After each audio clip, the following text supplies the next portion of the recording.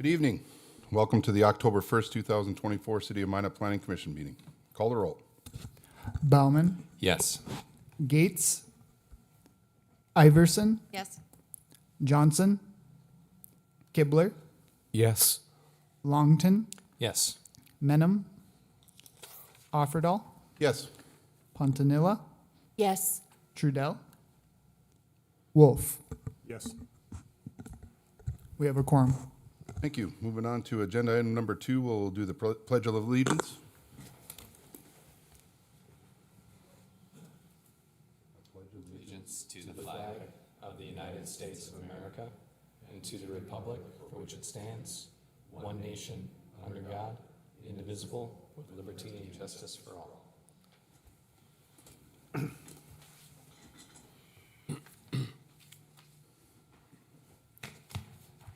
Okay, before we move on to agenda item number 4, just a quick reminder, if you have a cell phone, please put it on silent. We'll move on to agenda item number 4, approval of the September 24th regular meeting minutes. Turn it over to commissioners. I'll move to approve the minutes. I will second. Is that a motion to approve by Vice Chair Bauman and a second by Commissioner Iverson? Any discussion? Okay, seeing none, call the roll. Bauman, Yes. Iverson, Yes. Kibler, Yes. Longton, Yes. Offerdahl, Yes. Pontanilla, Yes. Wolf. Yes.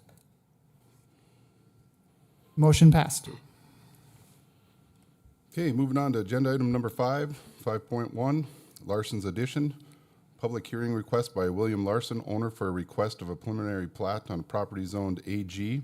The legal description for the property is unplatted portion of southeast quarter, northeast quarter, section 32, southwest quarter, northwest quarter, north, range 82 west, Ward County, North Dakota. Well, I missed a whole line there. Sorry about that. Southwest quarter, northwest quarter, northwest quarter, southwest quarter, southeast quarter, northwest quarter, and southwest quarter, northeast quarter, section 33, township 155 north, range 82 west, Ward County. Property address is 2820 47th Street Southeast. Turn it over to staff for findings and report. All right, good evening, Chairman, Commissioners. The subject property is bound in black on the map before you. The 600-foot notification buffer is denoted in pink. The property is located at 2820 47th Street Southeast. That is the location of the homestead, Lot 2. The applicant is seeking recommendation of approval for a preliminary plat. This is the proposed preliminary plat of Larson's Addition to the city of Minot. The zoning is agricultural. Surrounding zoning is Ag, C2, C4, M1, M2, MH, R1, R3, and rural residential.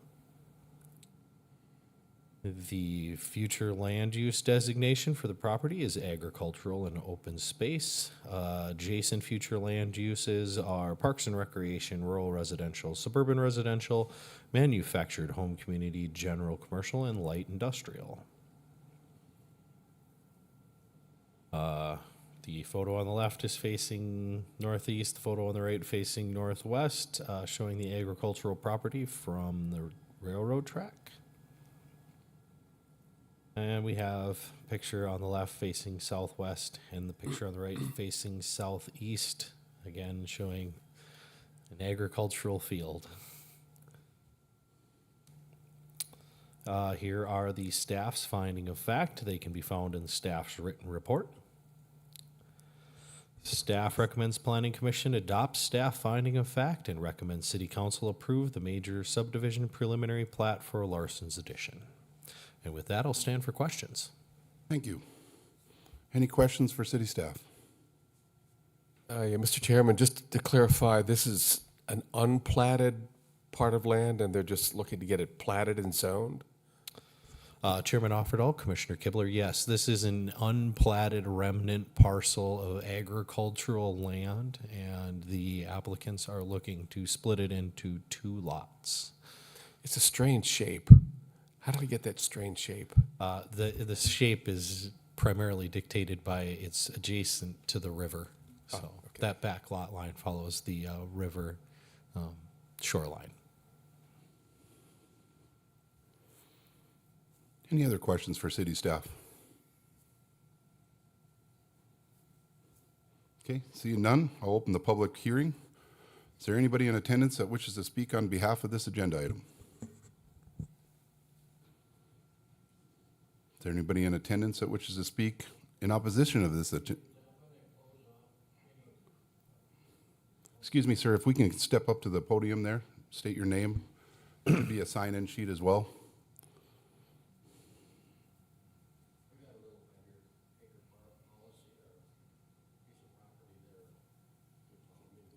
Can we get, one second, sir. And then can you state your name, sir? Pardon? Can you state your name?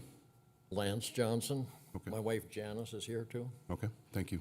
But anyway, we were just wondering how, are they gonna be closing off anything for getting in the agricultural or getting in and out of that area that you're talking about?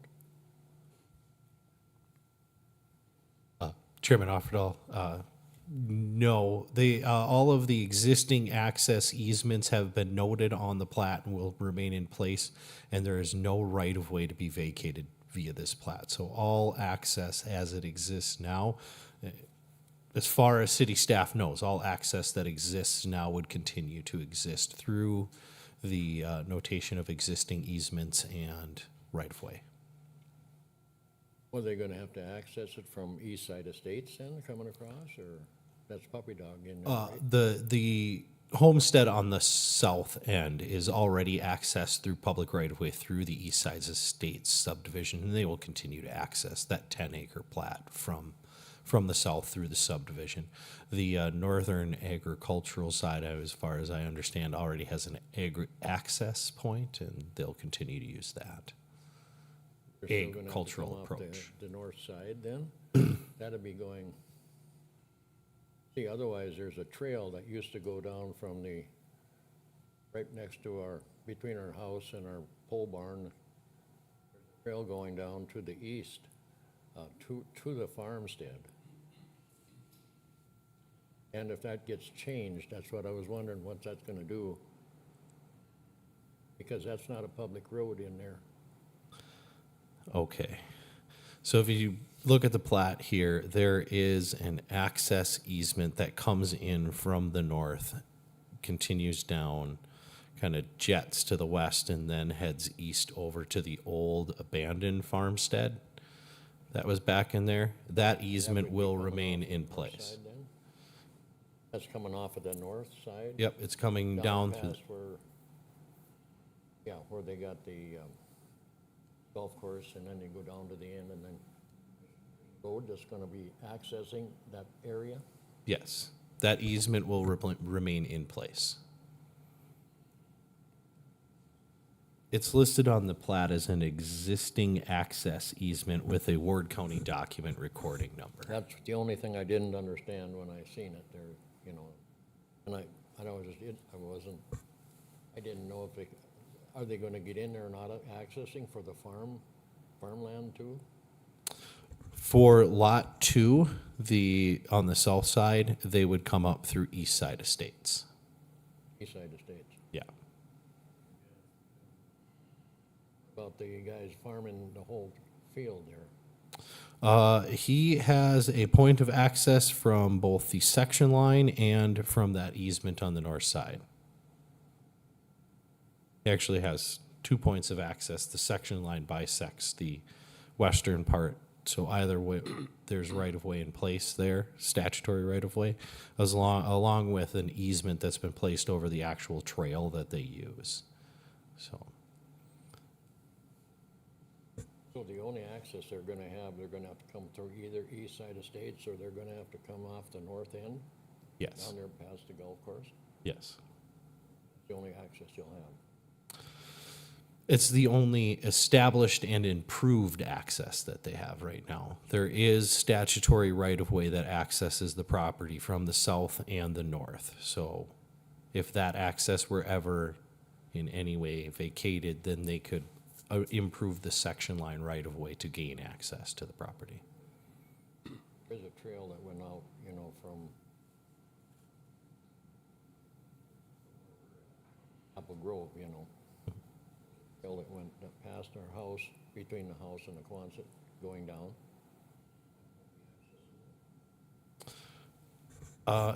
Is that the section line road? Is that the one you're talking about?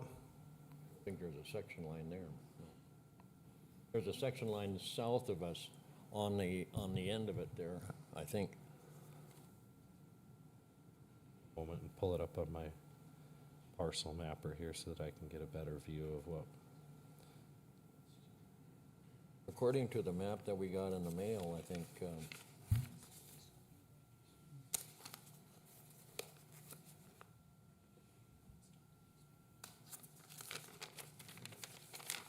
Okay, I see the road that you're talking about.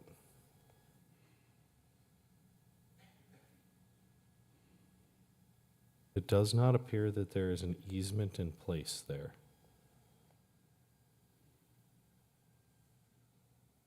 So the only access that has, that'd be right outside of the black line there is where Yeah. we're at.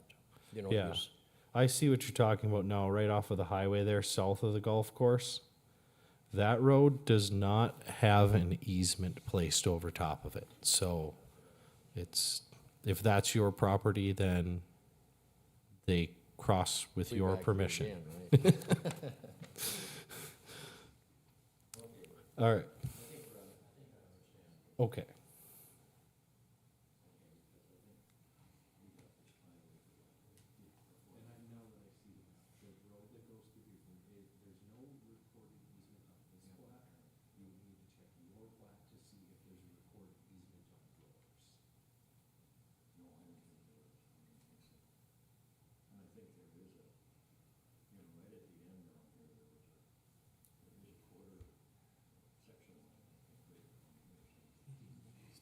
There, you can see it on the plat. It's right here is where the set. No, there is no recorded easement on your plat. I apologize. Problem. I think I have his question answered. Okay. Anybody else in attendance wish to speak on behalf or against? Commissioner, if I may interrupt, I'll just ask Principal Planner Dietrichson to recite what the off-script conversation was, just for the sake of the minutes, just so everybody's clear, just exactly what occurred there. Thank you. That I can do that. Chairman offered all members of the commission. He was asking if there was any easement that crossed his property to allow access to the agricultural property from the west. The answer is no, there is no easement across his property. There are other access points that are platted and noted on this plat that would allow future access should he, as a private property owner, choose to cut that access off. And that's in reference to Lot 1, is that correct? That would be in reference to accessing Lot 1 from the west side, yes. Thank you. Perfect.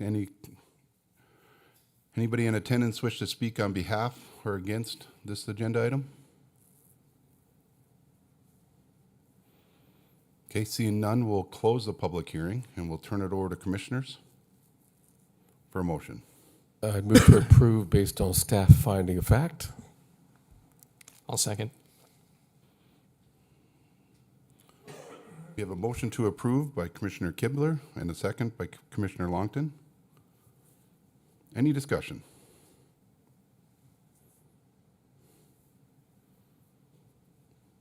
Okay, seeing none, we'll call it a roll. Bauman, Yes.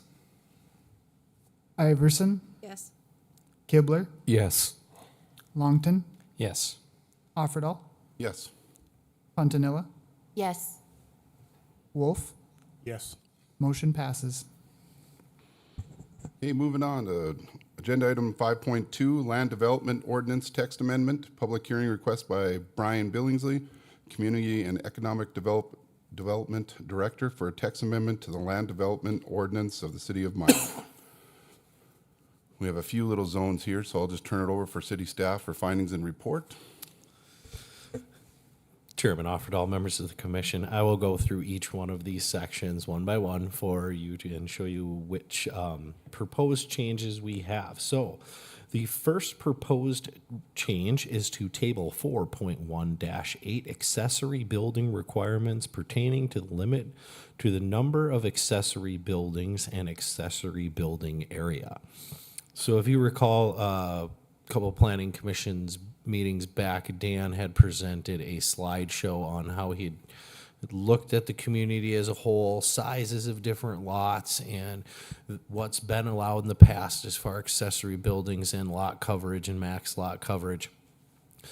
This came about as we've gone through this building season. We found that the readily available kits on the market to build accessory structures were not necessarily fitting on inside of the requirements of our zoning code on lots where they didn't alter the character of the neighborhood. So Dan took a very different approach on this one and started looking at lot size and then adding it to allowable lot coverage. So that is the table you're seeing added in here. So in the limit to the number of accessory buildings, there's been a couple of text changes. We are proposing to change the limit from 2 accessory buildings to 5 accessory buildings in all residential districts. That would then be governed by, or, governed by is the best word I can use, by the lot size and the allowable coverage that you would be given for each lot size. And then another text change, all multifamily dwellings, 5 units plus accessory structures fall under specific district lot coverages and not this table. That's to look at apartment buildings, and, their accessory garages are obviously different than most of the other residential districts. But the most important thing to look at here is we've tried to make this a little bit more equitable, because you have R1 lots that are 0.17 acres up to R1 lots that are 5 acres. It's our broadest residential zoning district, and trying to treat that 0.17 acre lot the same way you treat a 5 acre lot, somebody's going to win or lose in that battle if you don't break it down. So the changes in the percentage of lot coverage are much smaller now than they had been before, and the acreage ranges are much more broken down. It will make it a lot easier as we're looking at accessory building site plans to calculate. It becomes a simple calculation. Lot size times a percentage, you get your maximum coverage. We figure out how big your house is, and then that's how big you can have for accessory buildings. So that's the goal of this change. So the goal is to make lot size the primary criteria for accessory building size, with a more equitable allowance for square footage. The second recommended change is in section 3.1-4B6, general rules for yard setback, allowed projections regarding allowing egress windows to project into setback. This is brought about, we didn't really address this in our code, and it's come up a couple of times. This allows residents to increase the livable space in their homes through addition of egress windows to access basement and allow the wells to enter the side yard. So this would just be those basement egress window wells being allowed to project into their side yard setback, so that if they're trying to remodel their basement, add a bedroom, they can put that egress window for fire egress. And it's not an above ground structure, so we felt that this was an allowable use within the side yard. Mr. Chairman, if we could just, I don't understand the language, Mr. Diedrichsen, 0% protrusion into the setback space. What? Chairman Would Offerdahl, we Commissioner allow Kibler, a this number? is the front and side rear yard up to 0 feet means that you could build that egress well right up to the property line. Okay, thank you. It would fall under the same, it's like a Very fence. Big egress. As long as it is inside of your property line, it's allowable. The third recommended change is, comes from the city council. They had a couple of hearings on this, and at their meeting, they decided that to direct staff to essentially change the LDO so that we're no longer regulating ornamental lighting. So the new language would be ornamental lighting that interferes with local aviation operations is not permitted and must be removed. The Minot International Airport Director will provide direction to citizens and staff regarding whether or not ornamental lighting will interfere with local aviation operations. Other than that, we are taking ornamental lighting regulations out of the LDO entirely. And, Mr. Chairman, just to clarify, cove lighting then is not ornamental lighting, it's a different category of light where you shade it? Chairman Offerdahl, Commissioner Kibler, all other lighting on commercial properties would fall under our lighting standards. This only applies to ornamental lighting, Christmas lights, Okay, decorative all right. lights, things of that nature. The lighting for purposes of the safety of the property and the required lighting under, building code, has to meet lighting codes going forward. The fourth recommended change is to Chapter 6.2. This is our parking table text changes. This is regarding minimum parking requirements for industrial zones and maximum parking requirements for the auto servicing sector. We had discussed parking minimums at the beginning of the year, and staff feels comfortable that the owners of businesses inside of industrial zones that are engaged in industrial uses, many of these not being public facing, are capable of calculating their own parking requirements. So we are proposing that we remove all parking minimums from the industrial zones for industrial uses. Staff is comfortable that this has not been an issue in the past and likely is not to be an issue going forward. The other proposed change in this table is to parking maximums. So we have run into a couple of problems, primarily with auto shops, tire stores, muffler stores. What we have found out is that parking maximums do not account for when you drop your car off at the shop. Sometimes you drop it off the night before and don't pick it up until after work the next day.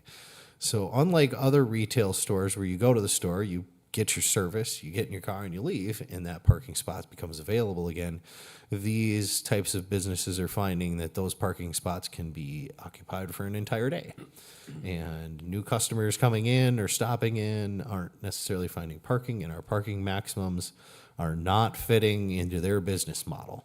So we are recommending as staff that we remove parking maximums for tire stores, muffler stores, auto shops, things of that nature, where long-term parking may be required for their customers.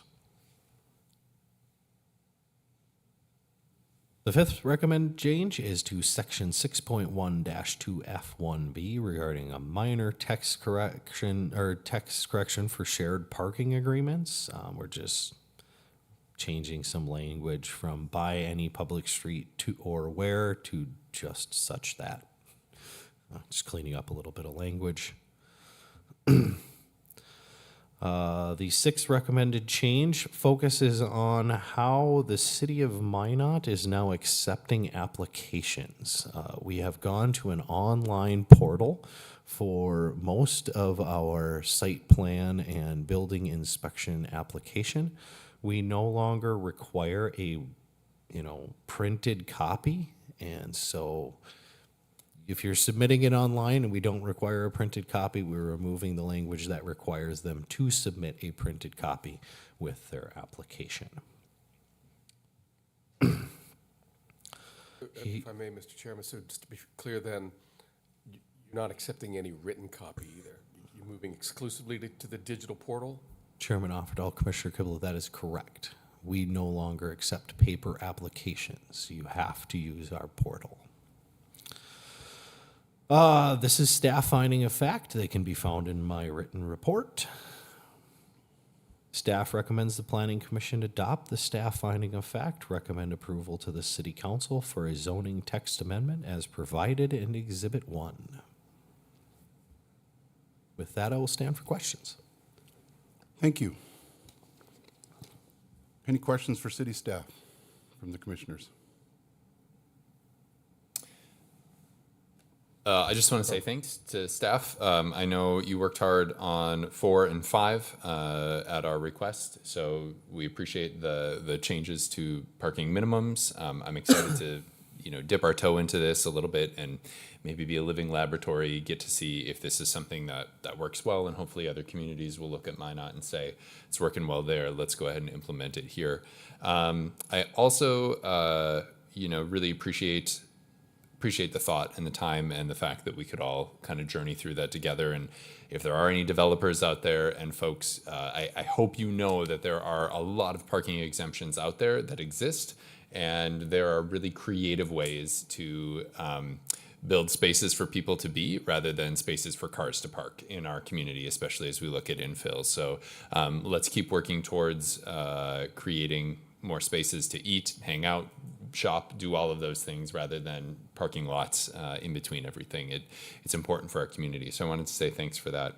My second question was about the ornamental lighting. And I guess I know this has been a topic that has come up quite a bit in city council conversations. This change, are we basically moving to completely tying our hands and not being able to regulate nuisances if we have a Clark Griswold neighbor who has just obnoxious holiday lights, but we can't do anything about it and they don't turn them off? I mean, I see this being something that could be abused, and I just want to make sure that we're not creating a situation where we can't do something. Mr. Chairman, Vice Chair Baumann, the ordinance that we're amending only pertains to ornamental lighting 16 feet and higher in our downtown and with planned unit developments. We don't regulate it anywhere else in the city. And the direction that the council gave was they did not want us regulating it at all, except for to protect flights coming in and out of our airports. And if it's disturbing flights, we can take care of it in that kind of manner. They basically want, if there's any complaints like that in the future, it should be a civil issue to them, and neighbors can handle it civilly between themselves. Okay, thanks. Any other questions for city staff? Okay, seeing none, I'll open the public hearing. Anybody in attendance wish to speak on behalf of this agenda item?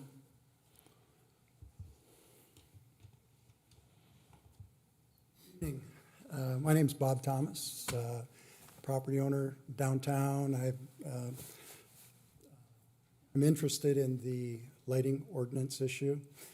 The way it was characterized, I hope you'll look at the text of the ordinance change, because the way it's being described as deregulating ornamental lighting is not what the text change is doing. The current lighting ordinance creates an exemption for ornamental lights, which isn't defined anywhere. What is an ornamental light in the downtown area? It creates an exemption. The ordinance change deletes that exemption. So I think more correctly, the way this ordinance change would affect the lighting ordinance is that ornamental lighting will have to comply with the lighting, the existing lighting code. There's no longer going to be an exemption for ornamental lighting the way this is drafted. And My interest is the ornamental lighting downtown. The Downtown Association took advantage of this exemption to install some very obnoxious flashing LED lighting that I also live downtown in an upper floor apartment that flashes into our living space every single night and has been doing that since last fall. These are LED lights. They're not shielded. If you put up lights anywhere else in town, you have to shield it so it doesn't annoy your neighbors or interfere with their property unreasonably.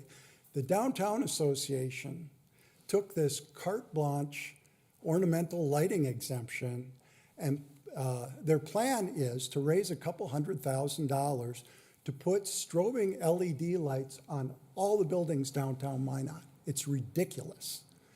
I also have a professional office downtown. Like others, we've got businesses that don't want to be lit up like a Carnival Midway or a discotheque every single night. Now, they always like to mischaracterize me as somebody who hates Christmas lights and I'm anti-Christmas. I put up my own Christmas lights on Main Street every year and have for the last 18 years that we've been on Main Street. I got nothing against Christmas lights. These aren't Christmas lights. They're LED lights that are so bright and so intrusive that they should not be allowed anywhere, especially anywhere near residential property. And there's a very easy fix. I mean, if somebody wants to put up LED lights, they're programmable, so they strobe like an approach to an airport. You know, they have movement, and these are in all of our living space overlooks Main Street. So these are including our bedrooms. So every night we have this since last November. I've politely asked my neighbors and the Downtown Association not to interfere with us in that way. And they say, sue us if you don't like it. And that's unfortunately what I'm in a position where I have to do that. I've got to hire my own engineer to show that these lights are negligently installed and unreasonably intrusive to neighboring property. And I shouldn't have to do that. And people all over town or anywhere downtown shouldn't have to file a lawsuit to get rid of this kind of obnoxious lighting that is unreasonably interfering with people who want a traditional business environment or want to live downtown. There's lots of people that live downtown that don't want flashing lights. And these are directional lights too, just so you know. You look at them from the street and they don't look that bad, you know. They look like holiday lights from the street. But when they're directly across from your living room windows and your bedroom windows, they are extremely bright. And at the very least, they should be shielded. And the way I didn't think I'd have to get up and speak at this meeting because the way this is written, removing the exemption for ornamental lighting, I'm all for it. I don't like the ornamental lighting downtown, and that exemption can go out the window as far as I'm concerned. But the way it's being characterized by the planner and as deregulating ornamental lighting, that is not what this is doing. And to the extent that that's what it is doing, I'm very much against it. And so I hope you'll look at the text. I don't go ahead and pass this, but do so with the understanding that it removes the exemption for ornamental lighting downtown altogether. And it also removes the exemption, this particular exemption that is in place now that's to be changed. There was an exception, a slight restriction for ornamental lighting over 16 feet, where it would have to be approved by the city. And this rooftop lighting that is driving us crazy was approved by the city, even though it's not shielded.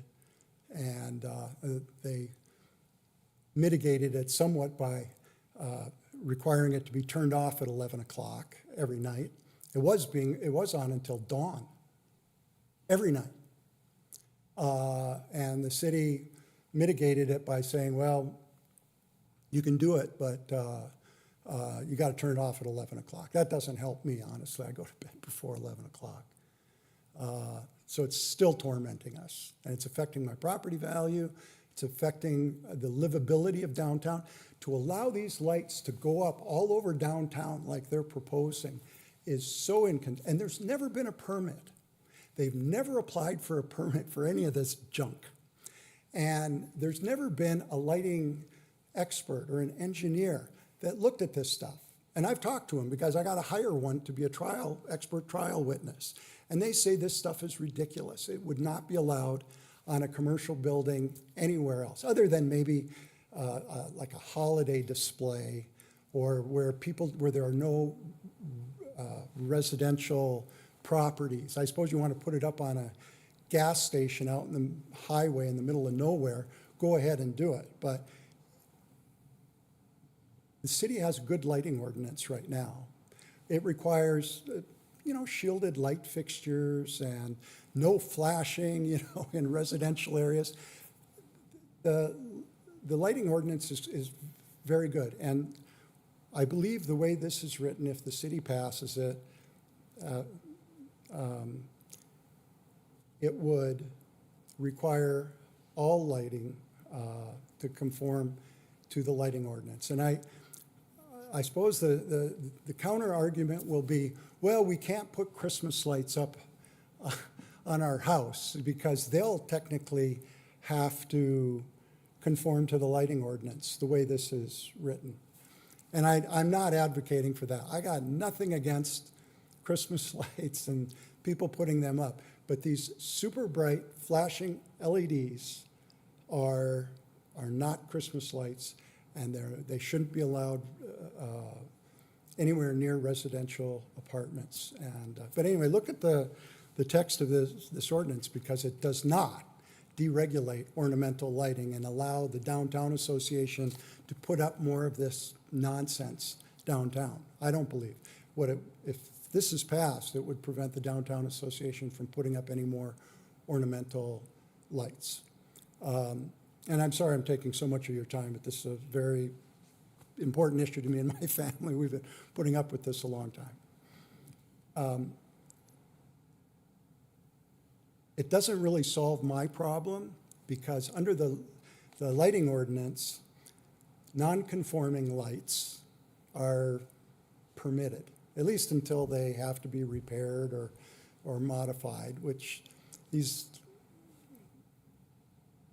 but non-conforming lights, I don't think that if you pass this, they have to remove the existing lights. I still got to sue them in order to force them to shield them properly. And it's a cheap fix. Why they wouldn't do this is beyond me.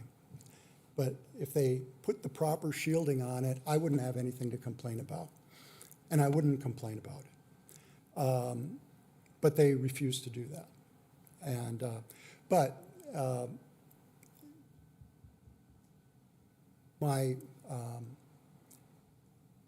my problem is not solved, because the existing non-conforming lights would be allowed under the lighting ordinance, and I gotta, like I said, get a court order, I guess, to put a stop to that, which I don't want to do. I don't want to sue my neighbors and the Downtown Association, bring in some expert, to testify that these lights are not appropriate. The first time I spoke to the city, and I'm almost done, I promise. The first time I spoke to the city council, I said, let the planning commission look at this. And I'm glad that it's before you. You guys, before you put up a stoplight or something, you get good information from engineers, and you have good reasons for doing what you do. This ornamental lighting goes up without so much as a permit. And whatever, if the downtown is, if you're gonna allow lights downtown, they should at least go through a permitting process. to make sure that they don't, they're not contrary to public policy. They're not, you guys did a great job designing the streetscape. I was involved, I went to those meetings, and a lot of thought and professional planning went into that. No, at none of those meetings did they say we're going to put up flashing LED lights on the tops of all the buildings downtown. You know, that completely changes the plan for downtown Minot. And if you're going to allow something like that, there should be more public input and consideration, and certainly technical advice, you know, before you allow that kind of thing, because it's a terrible idea. These lights are awful. And like I said, I don't so much have a problem with the exemption being eliminated, but it's not a deregulation of ornamental lighting downtown that is being accomplished by this ordinance change. Thank you very much. So I appreciate your patience with me. Any questions? Well, just Mr. Chairman and maybe Mr. Diedrichsen, what, is there any administrative remedy for this issue of lighting, or what would be the mechanism by which this gentleman would seek redress other than lawsuit?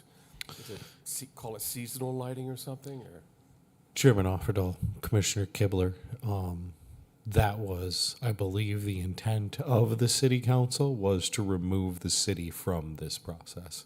So under section D, exemptions, so I gave you the code section, but I didn't broaden that out. Section D of 3.1-10 is exemptions. The following installations are exempt from the provisions of this action. That is, section 10 is our lighting code that does dictate other things like shielding lighting, no flashing lighting, things of that nature, all of the business lighting requirements. So exemption number 3 would be changed to ornamental lighting that interferes with aviation operation is not permitted and must be removed. That's how we're talking about deregulating. Essentially, we are only saying that unless your ornamental lighting, and I guess Clark Griswold's Christmas lights may or may not interfere with the airport depending on how close you are to the runway. But what we're saying is that, like, as long as your ornamental lighting does not interfere with aviation operations, it's just exempt from this. So if you felt that your neighbor was causing you a nuisance or a hardship based on their lighting, your only avenue for relief would be through the court system. And I believe I discussed this with Brian Billingsley, our Community and Economic Development Director, that, you know, spearheaded this because he was the staff in charge of providing that administrative relief prior under this exemption, prior to the change. And the direction we were given was the city is getting out, removing itself from involvement in disputes over ornamental lighting. And again, this only applies to our downtown central business district area and planned unit developments. This does not in any way cover residential areas. It doesn't. The Christmas lights that you put on your house are exempt from our lighting code already and will remain exempt. So lighting downtown under any circumstance interferes with the airport? Pretty big distance. If it did, it would be not allowed. Not allowed, If it were a planned unit development, things of that nature, it would also not be allowed. I would imagine that there are federal codes that would cover if you had lighting on your residential property that interfered with aviation. I would imagine that the airport director would have other avenues to enforce. You know, if you put a spotlight in your backyard, name it towards the runway. And the city wants to get out of the business of regulating ornamental lights because it's too much trouble? Brian, do you have any Many- thoughts on Well, this one? Mr. Chairman, Commissioner, one of the biggest challenges of enforcing this ordinance is the fact that these lights are on overnight, and I don't have a midnight shift working in my department.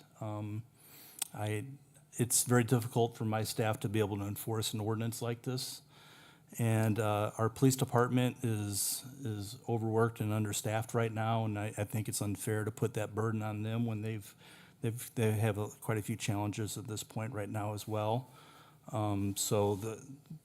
In looking into this and after actually trying to enforce this section of the code, it's a very difficult section of the code in its current form to enforce, because the fact that these lights are turned on in the evening hours, and it's difficult for staff to be able to go out and actually do the real enforcement after hours. Just one qualifier. I mean, I have got ornamental lights that are on a timer.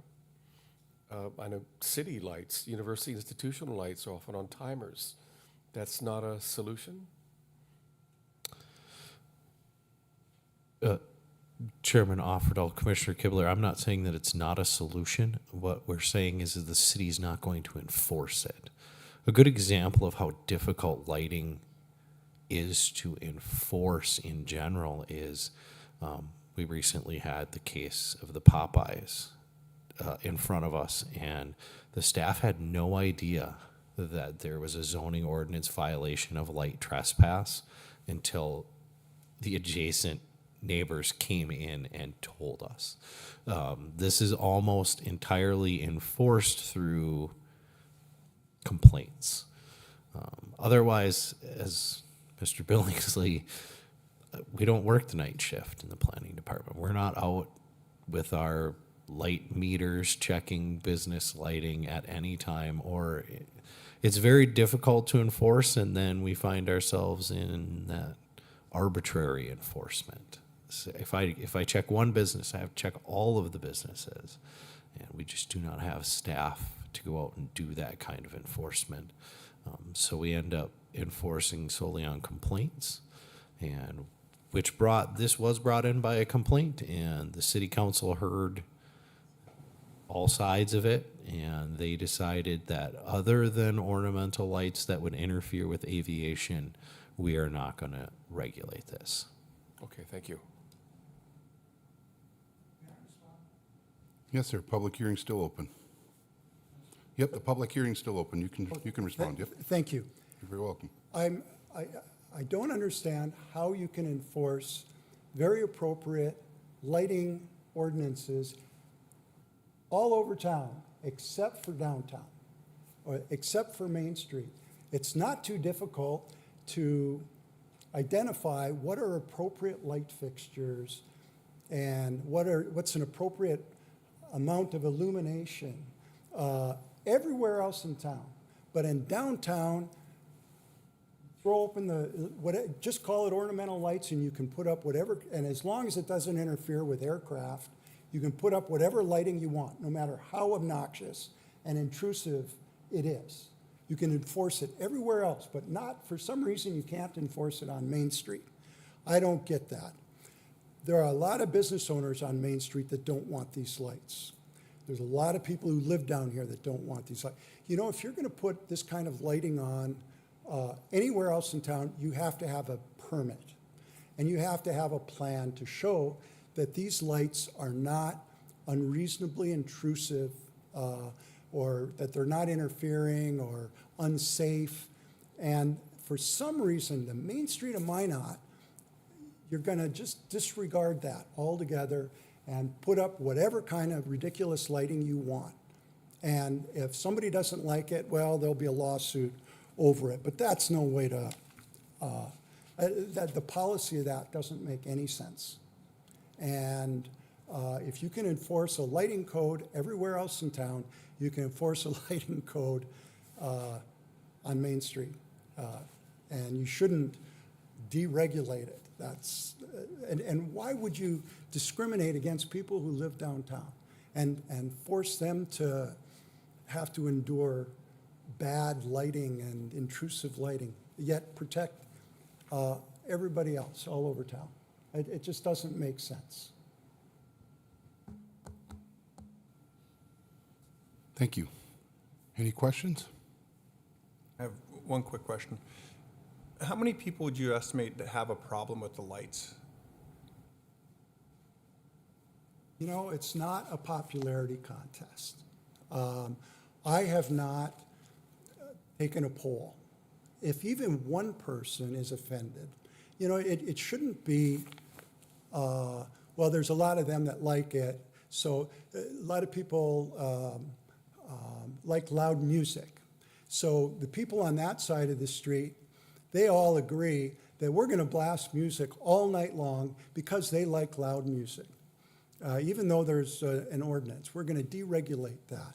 And even if there's one person who owns a property across the street that doesn't like loud music all night long, they should be able to enjoy their property without that kind of interference. So no, I haven't done a head count. Yes, I do know that there's a downtown association that thinks that they speak for everybody downtown. They don't. They surely don't.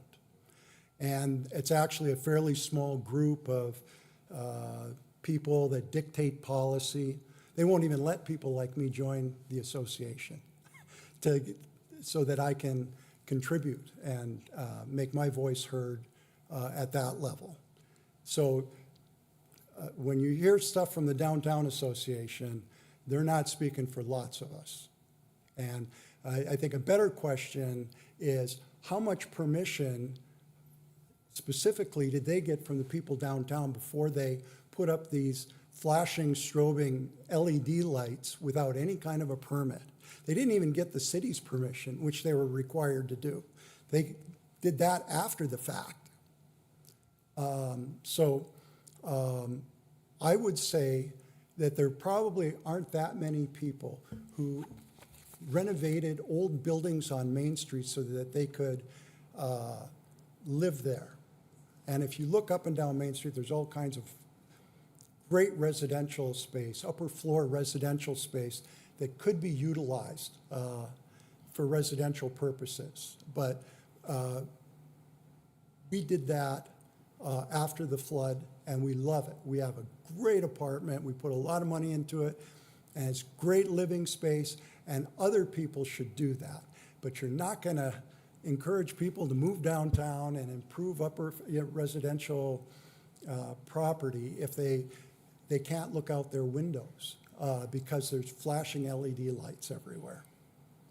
And I know that this committee wants to promote livable downtown. And I'm trying to live downtown, but you're not making it easy if you're going to flash LED lights into my living space day after day. And I don't mind. At Christmas time, you want to put up Christmas lights, beautiful. They used to hang the Christmas lights from our building. The fire department every year would come and hook up the Christmas lights from our balcony to string across Main Street. I let the Downtown Association put Christmas lights up on my building, but these are not Christmas lights. They're flashing, very bright LEDs, and they shouldn't be allowed anywhere. And if they are going to go up, at the very least, they should be shielded so that they don't interfere. And like I said, I shouldn't have to commence a lawsuit, not against just one person, but a whole city block of building owners and the Downtown Association. But I'm prepared to do that. And the language of this ordinance change does not deregulate ornamental lights. Thank you. Any other questions?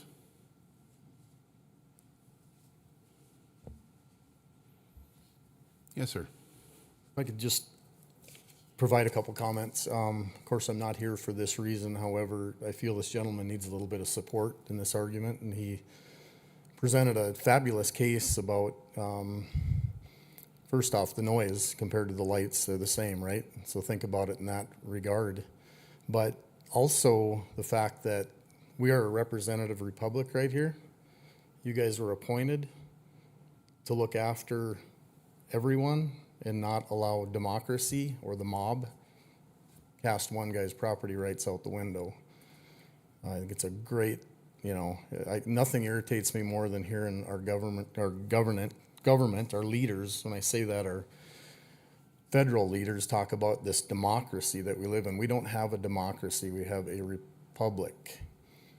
That is a constitutional republic with a democratic form of voting. But nonetheless, I don't really have a dog in the fight, but I think his argument needs consideration. And I was disappointed in the city council, quite honestly, for going the route they did.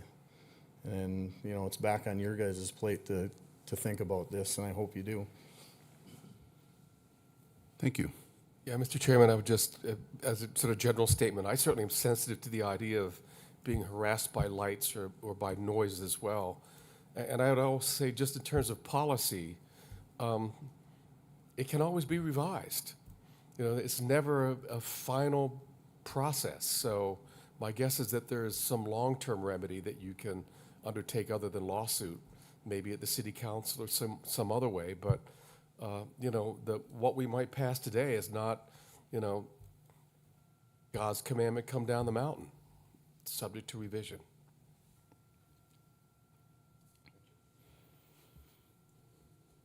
Any further questions? Just, yeah. I would agree with you that it's a representative thing.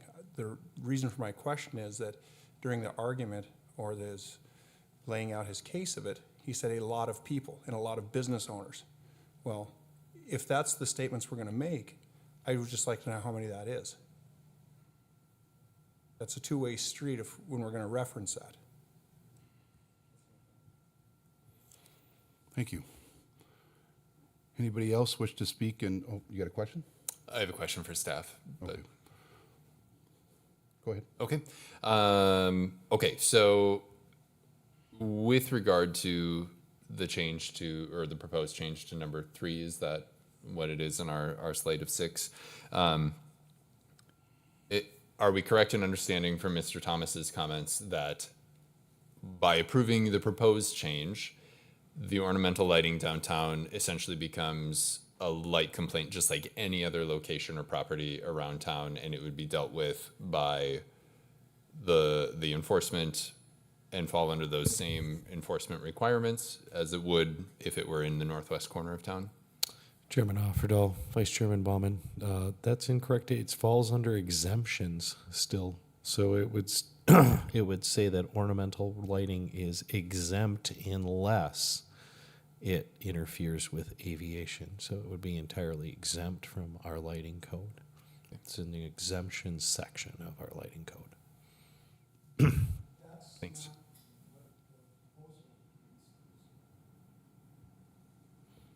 You can step up to the microphone, sir. That's how you're describing it, but if you look at the ordinance change proposes to delete that whole section and delete the exemption for ornamental lighting. So there would no longer be an exemption at all for ornamental lighting if you pass it as proposed. And I'm okay with that, but you're describing it much differently than how the print it reads. Chairman Offerdahl, members of the commission, what we are proposing is that it would read, Section D, exemptions. The following installations are exempt from the provisions of this section. And then in under 3, it would say ornamental lighting that interferes with aviation operations is not permitted and must be removed. And then goes on Minot International Airport Director. So it would still fall under exemptions. It would call out ornamental lighting and only say it is not permitted and must be removed if, so ornamental lighting would be the topic of exemption that interferes with local aviation is not permitted and must be removed. So ornamental lighting would still be under the exemption and only need to be removed if it interfered with aviation operations. If the commission believes the language as provided by staff does not accomplish the goal of exempting ornamental lighting in its entirety unless it interferes with aviation operations, that is the intent of the language. To entirely exempt ornamental lighting as a whole unless it interferes with aviation operations. And that would be determined then by the airport director.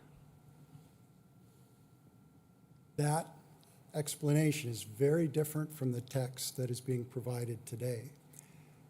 And if that explanation is what this council is going to take action on, there should be notice to the public. There should be an opportunity for you to get better information. I mean, should ornamental lighting maybe be defined somehow? Should you completely deregulate ornamental lighting so somebody can put up any kind of lighting they want, just so long as it doesn't interfere with aircraft? Is that really what kind of ordinance we want? And if so, I mean, you'll vote on it, and the city council will vote on it, but it deserves more notice and due process and discussion if you're going to do that. I certainly will have more to say. I would have submitted more technical information in anticipation of that if I knew that's what you were going to be taking action on today. I wish so much in this whole discussion that you would bring in a lighting expert, somebody who knows about lighting. It is technical. And they could tell you why the lights that the Downtown Association put on are so offensive and so inappropriate. I can't do it. I'm a lawyer. I'm not a lighting, and I'm not an engineer. But any kind of a lighting engineer with the training, and Mr. Billingsley isn't an expert either, they could tell you that this lighting would not be allowed anywhere near a residential property. It's bad lights. And at the very least, it should be shielded so it doesn't, it could even violate the ADA. You know, you can't, schools don't allow flashing lights in their schools anymore because people have sensitivities to that. And it could even violate the Americans with Disabilities Act. There's all kinds of technical information that a lighting expert could give you to explain better than me why this is so wrong and inappropriate. Mr. Chairman, if I could ask, I see that the language that's stricken says that light that exceeds 16 feet in height, are the lights that you're referring to higher than 16 feet? Yes, so is my apartment. And so why was the 16 feet exempted or taken out of the language? What was the purpose of taking that measurement out? Mr. Chairman, the 16 feet was the threshold where I would be able to rule on whether or not they could put the lighting above that height. And the reason for that is in a mixed-use environment, you typically find commercial uses on the first floor buildings and residential uses on the upper floors. And the whole purpose was to protect the people who were living on the upper floors of those buildings. That's why we did not regulate anything below 16 feet, because it's 16 feet in our downtown and in a mixed-use setting, typically you'll see commercial uses below 16 feet. So there was an intention to protect people who are living above 16 feet. It's just not practical for the city to do. The city council has directed us not to do it anymore through this text amendment. You know, I'm looking at your view. Your view is very similar to my living room and dining room view. And in the wintertime, when it gets dark, early in the evening, people are going to be standing here. And if the Downtown Association has its way and they install these flashing lights, people are going to be standing at this podium talking to the city council, and there's going to be strobing colored lights coming through these windows right in their face. It's ridiculous. This is a dignified professional tribunal. You know, people do important things here, and they don't want to be looking at disco lights. You don't even have shades to close. They keep telling me to close my shades, but this is the same view that I have from my bedroom window and from my dining room table. And it won't take very long, I promise you. once the lights go up, for you to say, how did that happen? This is not appropriate. It's not appropriate for a residential apartment, and it's not appropriate for a government functioning office to have to look at flashing colored lights while they're trying to do business. Thank you again. Thank you. Any further questions? I've got one question for city staff. So maybe I just don't understand this, but Thank you. maybe I just don't understand this. What if one of his neighbors wanted to have a spotlight, like to draw attention to their business that went back and forth on the adjacent building or on their building? So there's no remedy, there's nothing for any citizens to fix that other than suing them? Chairman Offerdale, Commissioner Trudell, no, that would not fall under ornamental lighting. That would be a light fixture, and it would be a prohibited light fixture. Thank you. Any other questions? LED lights, and by the way, they're a block long, are also a light fixture. That is hardly a distinction. It is a light fixture. LED lights and ornamental lights are light fixtures. And your example is exactly correct. If Downtown Association or somebody wanted to call something ornamental lighting, then it's unregulated, according to the explanation that's been given here today. And that's not a good policy. Chairman Offerdall, if I may expand on my explanation to Commissioner Trudell, light fixture, outdoor light fixture is defined in our LDO. Outdoor artificial illuminating devices, outdoor fixtures, lamps, and other devices, permanent or portable, used for illuminating or advertising. Such devices shall include, but are not limited to, search, spot, or floodlights for building and structures, non-recreational areas, parking lots, landscape lighting, signs, and street lighting, and displays and service areas.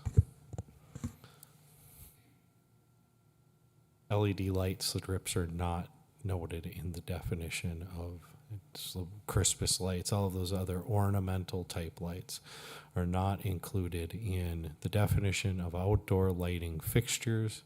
That was the determination made by staff and kind of how we weigh when we decide, is it a light fixture or is it an ornamental light? I understand that it's a hard definition line on what is what. You know, the argument could be made that an LED strip is in fact a light fixture, but that argument needs to be made to City Council, I believe. We're again, as Mr. Billingsley mentioned, we are operating under the directive of the City Council with this text amendment.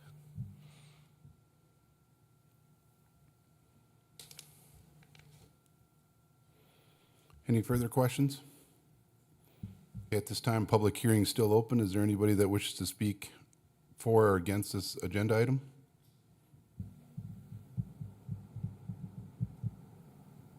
Okay, seeing none, I'll close the public hearing, and I'll turn it over to commissioners for a motion.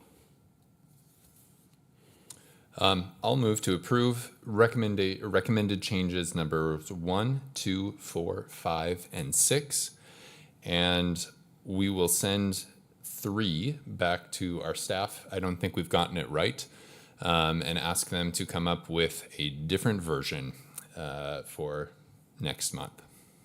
I'd second that. Motion to approve by Vice Chair Bauman and a second by Kibler. Discussion. Are we able to pull that one item out? Okay. Okay. Just to give some context, or I guess we can hear from legal. Yes, Commissioner Offerdall, you're able to make the motion as you see fit, or the motioner sees fit, and so it's permissible to approve portion or not a portion or whatever the motioner desires here. So. Okay. just to give some context, if I may, I understand the spirit of a lot of what is being said. What I worry about is that we don't have a mechanism for bad actors and to keep bad actors in check, whether it's downtown lighting, whether it is Clark Griswold experiences, whether it is 80 light up LED flamingos in a yard.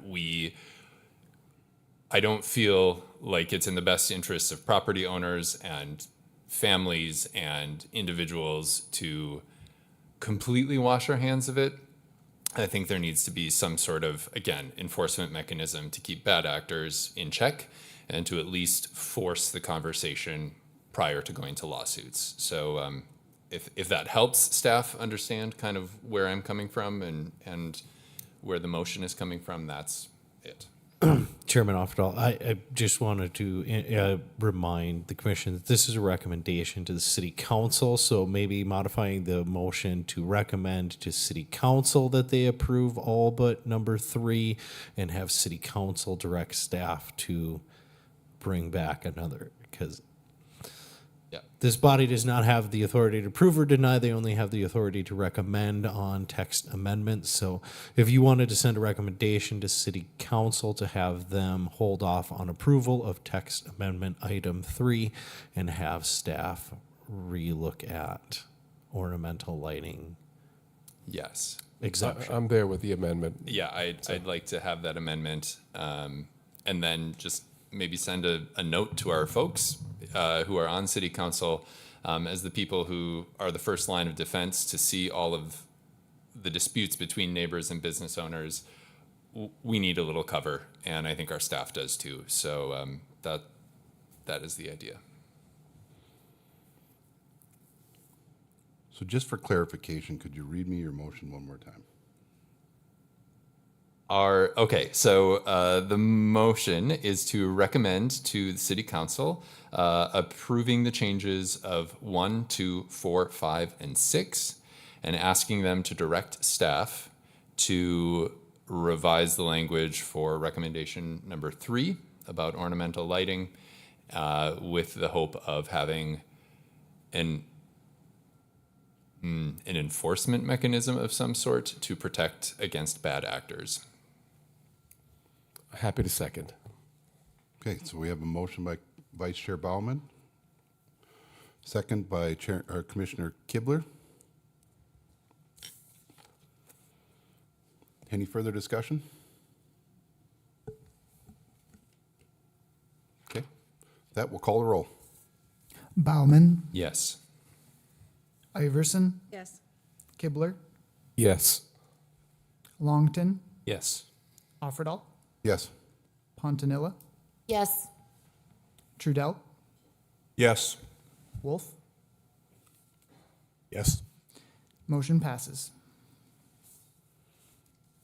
Okay, thank you. Moving on to 5.3, amendments to the Comprehensive Plan Future Land Use Map. Public hearing request by Brian Billingsley, Community Economic Development Director, for map amendments to the Comprehensive Plan Future Land Use Map of the City of Minot. Properties to be reassessed for future land use designations are the industrial properties located north of Highway 2 East between 55th Street Southeast and 86th Street Southeast, commercial properties south of Highway 2 and 52 Bypass East between 29th Avenue Southeast and 13th Street Southeast, and of various properties along the Service River that were never given a future land use map designation. That will turn it over to city staff for findings and report. All right, Chairman Offerdahl, members of the commission. You had heard a case about a change of a property from C2 to M1 in this area out here. That was brought to City Council, and City Council agreed with you as Planning Commission that this is primarily an industrial area and that it was given the gateway commercial designation in error. They also listened to the idea of a gateway overlay district, which staff is currently working on and will be brought to this commission next month. So this area, we're just proposing that we remove all of the areas outlined in blue and remove them out of the gateway commercial future land use designation and place them into a light industrial with the hope of future gateway overlay district being placed in this area to replace those C2 design standards and beautification requirements along the highway. It would grant property owners a great deal of relief on design standards off of the highway, though. That overlay district is focused very much on the appearance of our city as you enter on the highway. So, as you can see, the proposed change would fall into all of those areas. There's a long list of zoning and future land use designations inside of there. I won't list them all off, but there are future land use and zoning map you can see here. The second proposed change would be all of these areas are south of the Highway 2 and 52 bypass. Staff believes that these were given a urban residential future land use designation in error after meeting with staff that was involved in the development of the comprehensive plan. As you can see from the zoning, it is clearly a commercial area. It is directly adjacent to a major highway, and urban residential is not the right future land use fit. It does not really mesh with the rest of our comprehensive plan and the goals of our comprehensive plan. So we do believe that the consultant placed this future land use designation on this map in error. We are just recommending that we fix that error by pushing it all into general commercial future land use designation, which really follows with the current development in that area. The final proposed change are all of these little properties along the river. I've provided a zoning and a future land use map. Again, there's too many to list on this one. On this slide, I break it down. You will see that the one in the top left-hand corner there, we did receive a conditional use permit application for an accessory building without a primary structure a few months back. And I kind of came to the commission with, oh, we don't have future land use designation. Well, that led to an investigation along the river, and we found several other properties that were never given a future land use designation. So each of one of these has been placed into a future land use designation, meshing with its adjacent properties, essentially. Whatever the adjacent property future land use designation is, we've just carried that through down to the river center line or to the river shoreline, whichever applies. But that's generally what's going on here, just bringing those into a future land use zone that really meets with everything else on that side of the river. So staff finding of fact, as found in staff written report, staff recommends the Planning Commission adopt staff finding of fact and recommend approval to the City Council for a future land use map amendment as provided in Exhibits 1 through 4. Thank you. Any questions for city staff? Mr. Chairman, Mr. Diedrichsen, just a couple meetings back now, I think we had a case of a case dealership that wanted to be put in this area. Does this new designation in any way impact the decision that we made 2 meetings past? Chairman Offerdahl, Commissioner Kibble, yes, the first proposed change directly impacted that application as it kind of falls outside of best practices to approve a zoning map amendment that doesn't comply with our future land use and comprehensive plan. So this change would bring that property into a light industrial future land use map and allow for the second reading of that zoning map amendment to change. This was directed by City Council as well. They agreed with you that this was an industrial area and we should allow for zoning map amendments to industrial. Okay, thank you. The second reading of that application is now planned for the second City Council meeting in October, where they will also hear this comprehensive map amendment. Any other questions for city staff? Okay, seeing none, I'll open the public hearing. Is there anybody in attendance that wishes to speak on behalf of this agenda item?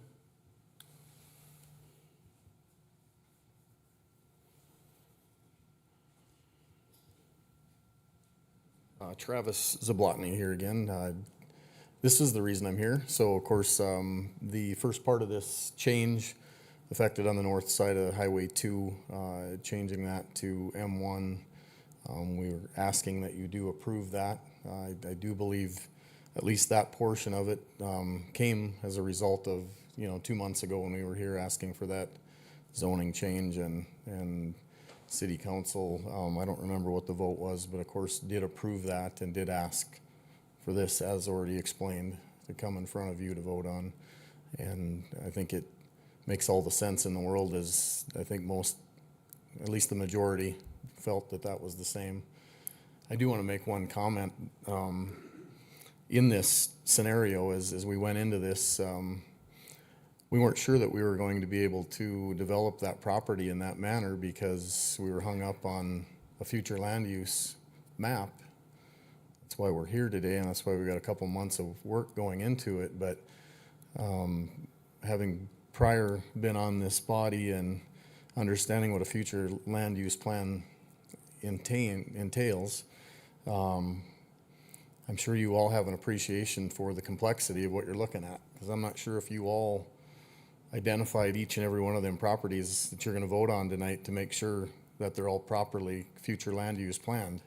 My guess is you don't. You probably don't have intimate knowledge of each parcel, and so it's difficult, right? So again, that's why I appreciate that you're here and you're listening, and know that, it shouldn't be set in stone necessarily if the stone was chiseled improperly to begin with. So again, I appreciate a yes vote on the change, at least on the portion on Highway 2. If there's any questions. Any questions? Okay, thanks. We'll call you up if we got anything.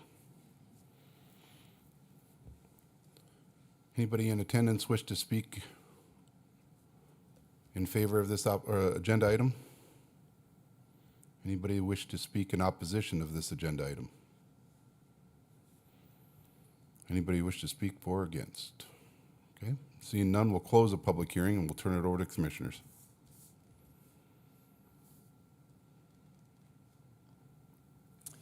I'll move to approve based on staff recommendations and finding of fact. I'll second. Motion to approve by Vice Chair Bauman, second by Commissioner Longton. Any discussion?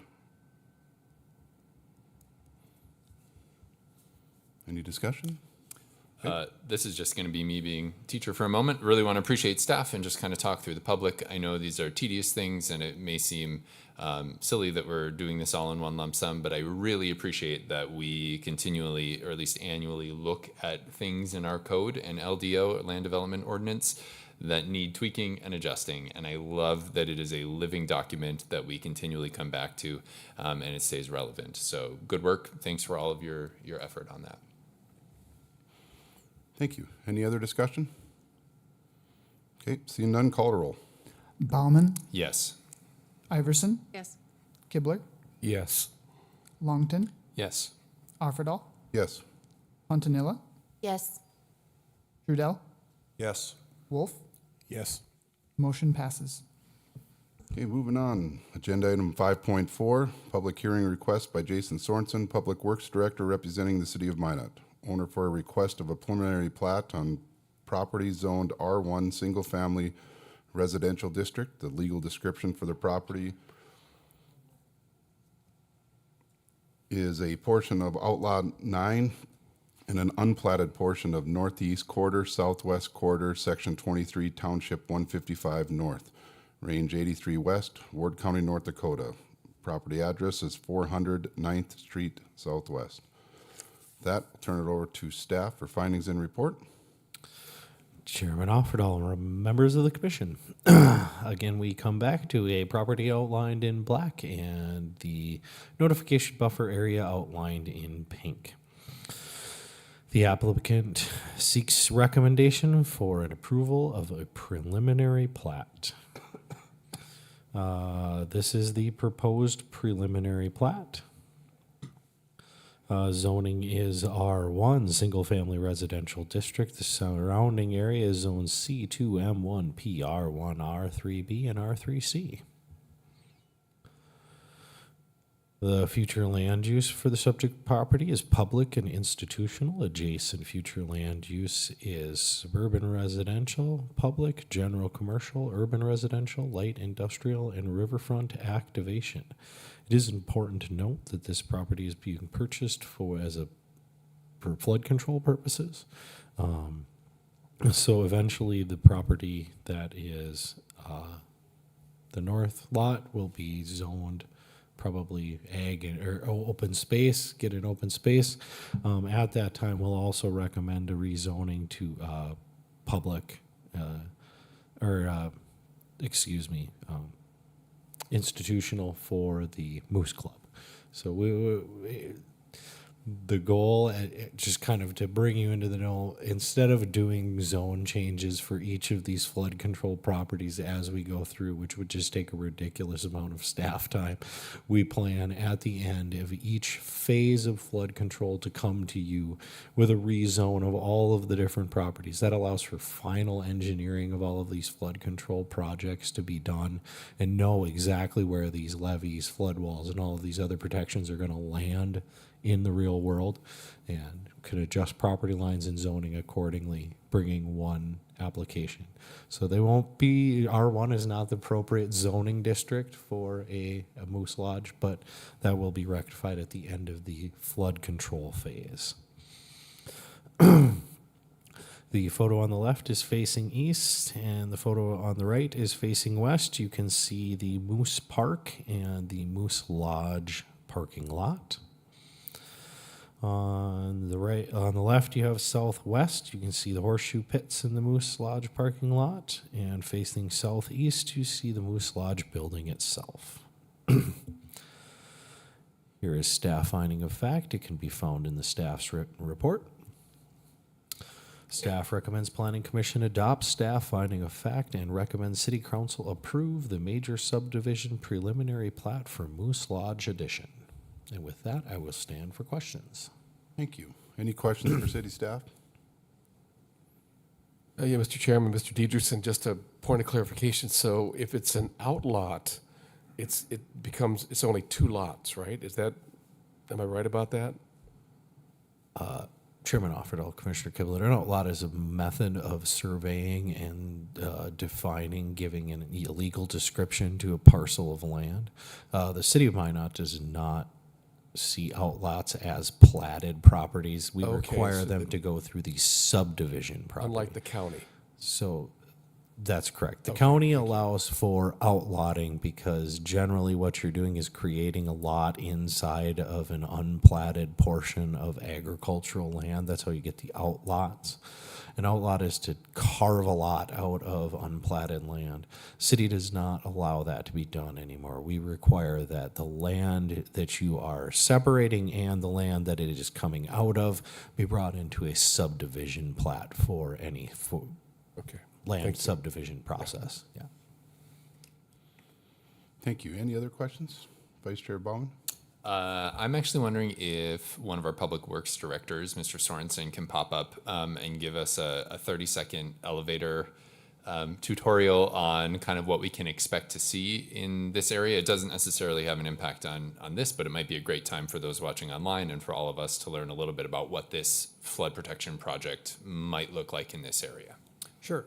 Chairman Offerdahl, Commissioner Bauman. So this is part of the Maple Diversion or MI4 project that we're currently in design of.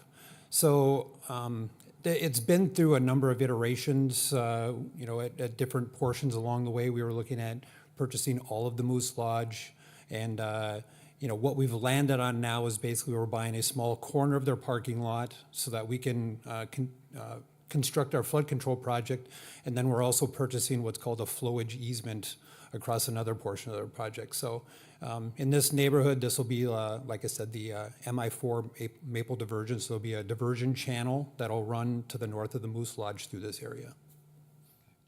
I think I know the answer already, but I'm just going to ask, do we keep Moose Park or do we lose Moose Park in this process? I think Moose Park gets severely modified. Okay. Thanks. Thank you. Any other questions? Any other questions for city staff? Okay, with that, we'll open the public hearing.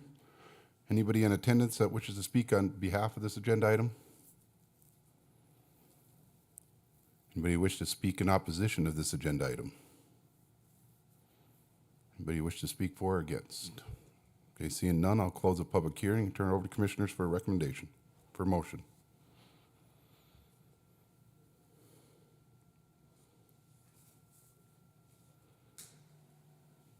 Make a motion to approve based on staff findings of fact. I'll second that. Okay, we got a motion to approve by Commissioner Longton and second by Commissioner Pontanilli, Iverson. or Iverson, I'm sorry. Any discussion? Okay, seeing none, call to roll. Bauman, Yes. Iverson, Yes. Kibler, Yes. Longton, Yes. Offerdahl, Yes. Pontanilla, Yes. Trudell, Yes. Wolf. Yes.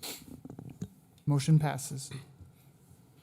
Okay, moving on to agenda item number 6, miscellaneous and discussion items. I will say I apologize for this. We do have a new commissioner on our commission right now, Mr. Brad Wolf. He's a Ward County representative. I should have introduced him at the beginning, so my apologies for that, but welcome to the group. Thank you. Other than that, I have nothing else miscellaneous in this. Mr. Chairman, I have one announcement to make. Your meeting next month will be held on the first Wednesday rather than the first Tuesday because of the presidential election. Don't like having public hearings while the polls are open. So we push that meeting back to the Wednesday night of that week rather than the Tuesday night. Okay, thank you. Any other miscellaneous or discussion items? Okay, seeing none, we'll move to agenda item number 7, which is adjournment. Thank you.